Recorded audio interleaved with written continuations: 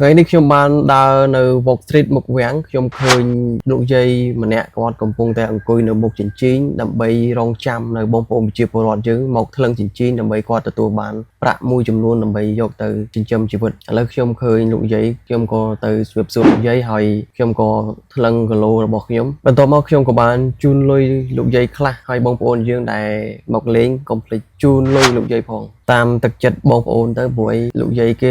យើងគឺយើងពិតជាសំណោះពេលដែលឃើញគាត់សភាពបែបហ្នឹងបើក្បាលវីដេអូដំបូងគឺជាមួយអូនតែម្ដងចេញដើរតាំងពីម៉ោង5មនុស្សច្រើនណាស់ម៉ោង5អត់មើលច្បាស់ហើយឥឡូវនេះគឺខ្ញុំធ្វើការដើរ selfie ថតវីដេអូសកម្មភាពទូទៅរបស់បងប្អូនយើងដែលដើរលេង Walk Street នៅថ្ងៃហ្នឹងគឺថ្ងៃទី11ទៅថ្ងៃសៅរ៍មានបងប្អូនយើងដើរលេងច្រើនហើយថ្ងៃហ្នឹងក៏មានខ្យល់មានអីច្រើនផងដែរលហើយស្រួលហើយខ្ញុំកំពុងតែ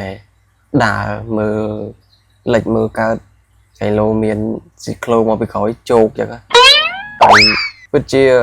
fresh មែនទេបងប្អូនសម្រាប់ខ្ញុំមកលេងយូរម្ដងទេខ្ញុំអត់សូវមានពេលដើរ Walk Street ទេហើយកូននេះគឺជំនាញមែនតើខាងទូលជូលក់ហើយនេះគឺខ្ញុំធ្វើការដើរទៅមុខ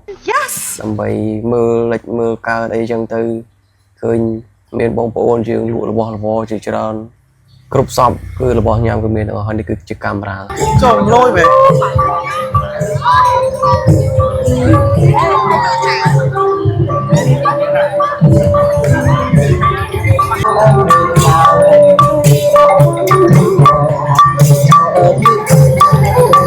ថ្ងៃនេះគឺខ្ញុំបានមកដល់មុខវាំងគឺឃើញបងប្អូនយើងមកលេងច្រើនសៅរ៍អាទិត្យថ្ងៃនេះគឺជាថ្ងៃសៅរ៍គឺមានបងប្អូនមកលេងច្រើនមើលជុំវិញហ្នឹងគឺសុទ្ធតែ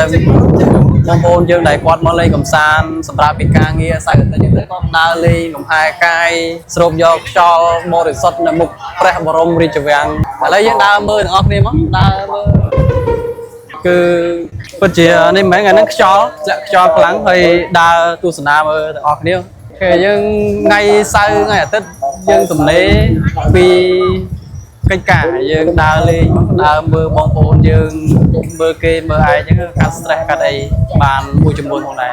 កុំឲ្យនៅកន្លែងតប់សិចពេកអញ្ចឹងចេញមកក្រៅខ្លះមកថ្ងៃនេះខ្ញុំបានដើរនៅ Walk Street មុខវាំងខ្ញុំឃើញលោកយាយម្នាក់គាត់កំពុងតែអង្គុយនៅមុខជញ្ជីងដើម្បីរងចាំនៅបងប្អូនប្រជាពលរដ្ឋយើងមកថ្លឹងជញ្ជីងដើម្បីគាត់ទទួលបានប្រាក់មួយចំនួនដើម្បីយកទៅចិញ្ចឹមជីវិតឥឡូវខ្ញុំឃើញលោកយាយខ្ញុំក៏ទៅជម្រាបសួរលោកយាយហើយខ្ញុំក៏ថ្លឹងគីឡូរបស់ខ្ញុំបន្ទាប់មកខ្ញុំក៏បានជូនលុយលោកយាយខ្លះហើយបងប្អូនយើងដែលមកលេងកុំភ្លេចជូនលុយលោកយាយផងតាមទឹកចិត្តបងប្អូនទៅព្រោះលោកយាយ